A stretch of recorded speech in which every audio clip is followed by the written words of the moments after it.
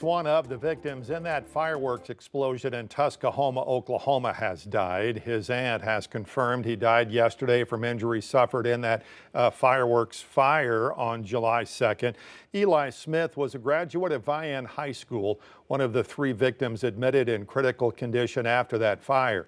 The incident happened just a day before the Choctaw Nation's annual Boom in the Valley event. Family said funeral arrangements for Smith should be announced sometime tomorrow. The Arkansas Department of Correction says personnel changes were made after convicted killer Grant Harden escaped from a state prison in May. 5 News anchor Morgan Wrigley breaks down what we've confirmed so far and what we're still working to find out. Department of Corrections spokesperson Rand Champion says because this investigation is still ongoing, he can't tell us any more details on who was involved or what exactly happened, only that personnel changes were made after Harden's escape. We've requested public records from the DOC and are waiting for a response. Well, Harden, the former Gateway police chief, was serving time for rape and murder at the North Central unit in Calico Rock when he walked out on May 25th. Court documents say he wore a fake law enforcement uniform and was let out through a secure gate, bypassing normal checks. At a Board of Corrections meeting last month, board members said this wasn't a policy issue, but a failure by 2 staff members.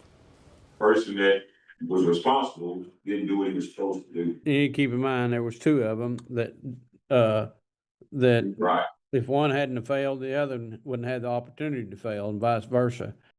State police are expected to go over their findings at a legislative hearing Thursday in Little Rock. We'll keep you updated as we learn more about what went wrong and who's being held accountable. Morgan Wrigley, 5 News. All right, Morgan, thanks. Meanwhile, a civil alert active for a 79-year-old Fort Smith man. Sky Nguyen was last seen in Fort Smith on July 9th around 1 o'clock in the afternoon, wearing blue jeans and brown long-sleeve shirt. Nguyen has gray hair, brown eyes. They say he may be traveling in a gray Toyota Camry. If you have any information as to his whereabouts, contact the Fort Smith Police Department. Tonight, the Sylum Springs Board of Directors deciding against buying an historic building on South Broadway.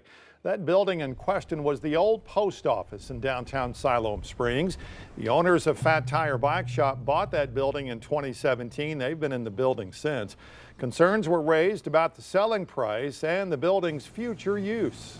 I don't think that the citizens would want us to spend this kind of money to buy this building back.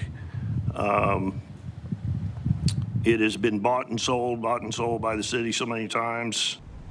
Selling price of the building is $849,000. The funds would have to come from the city's general fund reserves.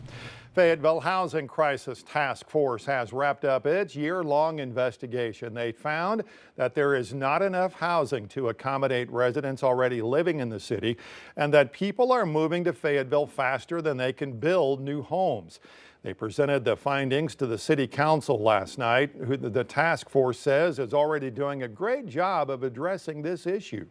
The City Council just approved a new Chief Housing Officer position. That's another thing that we as a task force are really excited about. The city has a lot of different people who work on a lot of different things, but there's not been one kind of central person that's really looking at how everything affects housing.